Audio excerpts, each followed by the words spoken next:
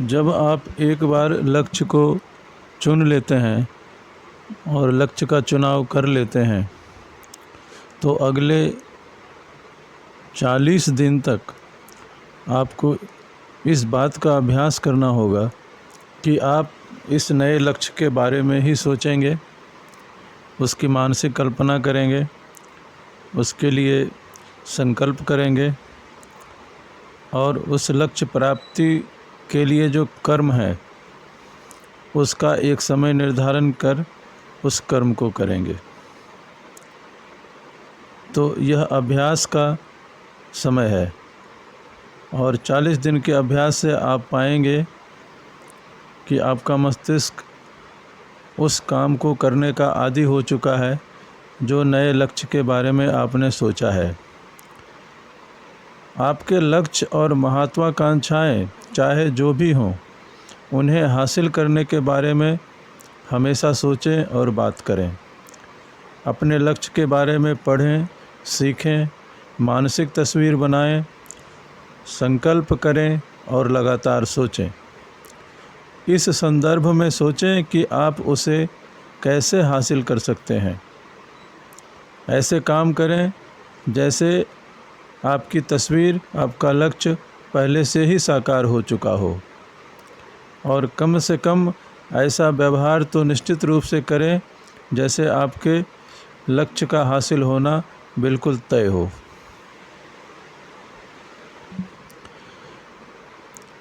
तो इस तरह अभ्यास की विधि से आप किसी भी लक्ष्य को प्राप्त कर सकते हैं और उस लक्ष्य के नज़दीक पहुंच सकते हैं।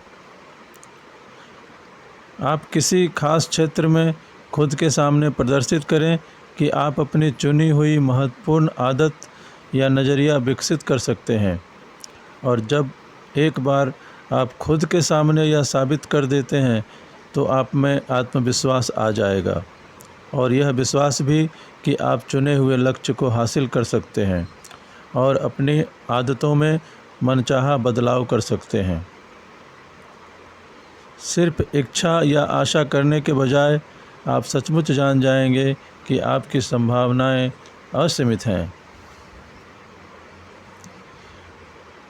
इतना तो आप समझ ही गए होंगे कि आपका बाहरी संसार आपके भीतरी संसार के अनुरूप ही होता है, और आपके साथ क्या होता है यह काफ़ी हद तक इस बात पर निर्भर है कि आपके भीतर क्या हो रहा है।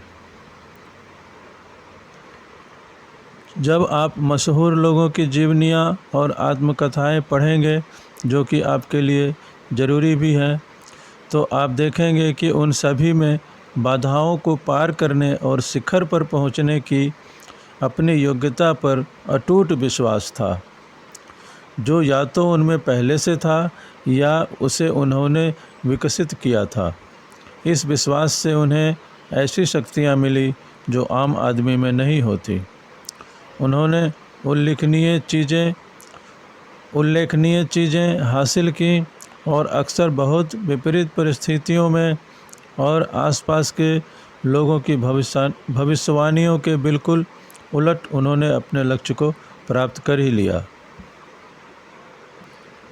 आप अपनी क्षमता का केवल 5 या 10% ही इस्तेमाल कर पाते हैं और बची हुई 90 या 95% क्षमता और मानसिक शक्तियों का दोहन नहीं कर पाते, और इनका दोहन करने के लिए आपको बहुत ही प्रयास करने होंगे और अच्छी आदतें डालनी होगी।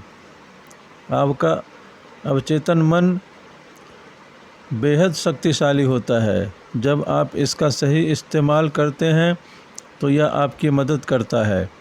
इसके सहारे आप अपनी उपलब्धियों और इच्छाओं को हासिल करने की दिशा में इतनी तेज़ी से आगे बढ़ सकते हैं जितना आपने सपने में भी नहीं सोचा होगा। आप अपने अवचेतन मन का इस्तेमाल सृजन या विनाश, भलाई या बुराई दोनों के लिए कर सकते हैं। आप राजा या रंक हो सकते हैं, जो इस बात पर निर्भर करता है कि आप अपने अवचेतन मन का इस्तेमाल किस तरह करते हैं। अपनी क्षमता को पूरी तरह 100% बाहर निकालने के लिए आपको यह सीखना होगा कि इस तक इच्छानुसार कैसे पहुंचना है और बुद्धिमत्तापूर्ण व सृजनात्मक तरीके से अपने उद्देश्यों के लिए इसका इस्तेमाल कैसे करना है। असली बात है कि ज़्यादा स्मार्ट तरीके से काम करना और अपने लक्ष्यों को हासिल करने के लिए शारीरिक शक्तियों के बजाय मानसिक शक्तियों का ज़्यादा इस्तेमाल करना।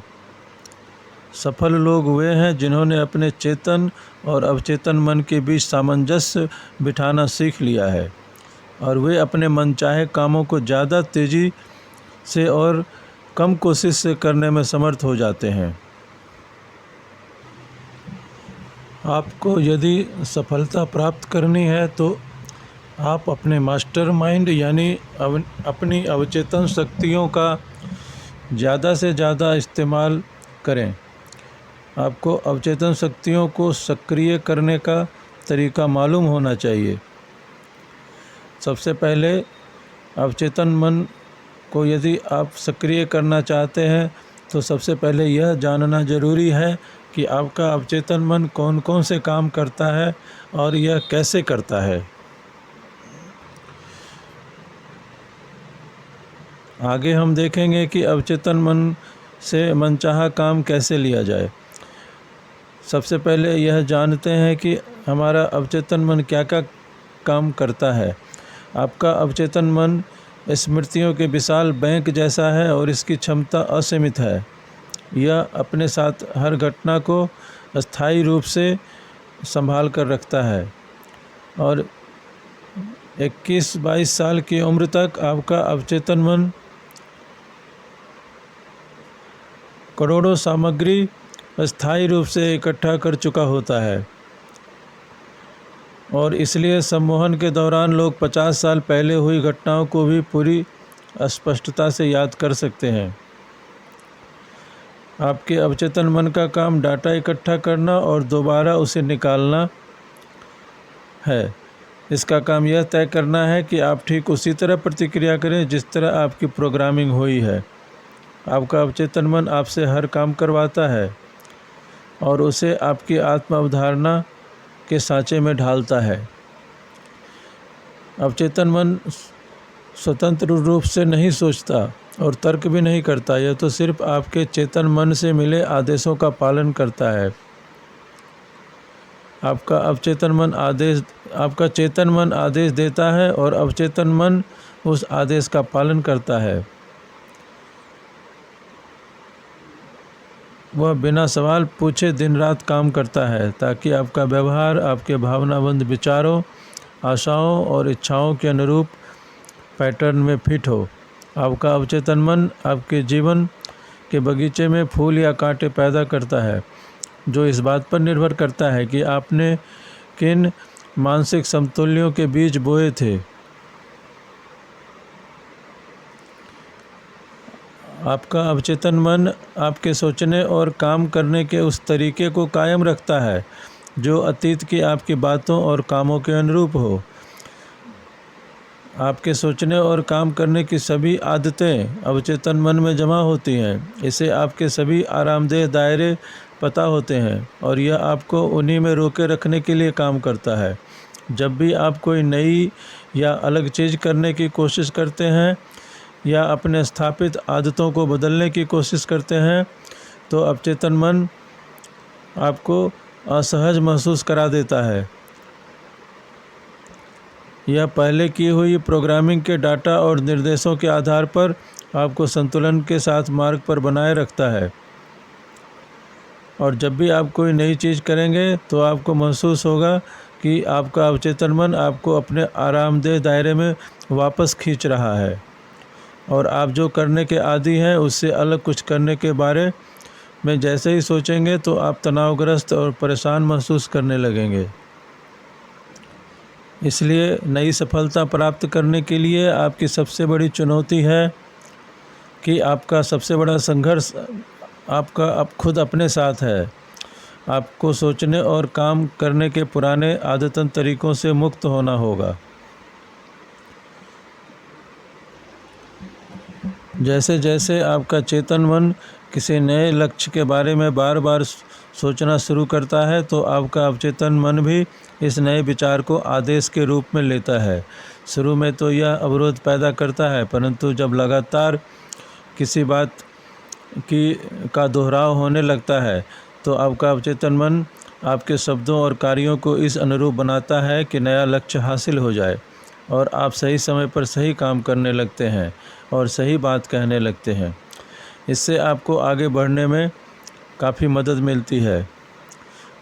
और जैसे जैसे आप अपनी आत्म अवधारणा बदलते हैं और अपनी संभावनाओं के बारे में अपने विश्वास को बदलते हैं, वैसे वैसे आपका अवचेतन मन आपको ज़्यादा आरामदेह और ज़्यादा आत्मविश्वासी बना देता है। जब आप एक बार लक्ष्य को चुन लेते हैं और लक्ष्य का चुनाव कर लेते हैं तो अगले 40 दिन तक आपको इस बात का अभ्यास करना होगा कि आप इस नए लक्ष्य के बारे में ही सोचेंगे, उसकी मानसिक कल्पना करेंगे, उसके लिए संकल्प करेंगे और उस लक्ष्य प्राप्ति के लिए जो कर्म है उसका एक समय निर्धारण कर उस कर्म को करेंगे। तो यह अभ्यास का समय है और 40 दिन के अभ्यास से आप पाएंगे कि आपका मस्तिष्क उस काम को करने का आदी हो चुका है जो नए लक्ष्य के बारे में आपने सोचा है। आपके लक्ष्य और महत्वाकांक्षाएं चाहे जो भी हों, उन्हें हासिल करने के बारे में हमेशा सोचें और बात करें। अपने लक्ष्य के बारे में पढ़ें, सीखें, मानसिक तस्वीर बनाएं, संकल्प करें और लगातार सोचें। इस संदर्भ में सोचें कि आप उसे कैसे हासिल कर सकते हैं। ऐसे काम करें जैसे आपकी तस्वीर, आपका लक्ष्य पहले से ही साकार हो चुका हो और कम से कम ऐसा व्यवहार तो निश्चित रूप से करें जैसे आपके लक्ष्य का हासिल होना बिल्कुल तय हो।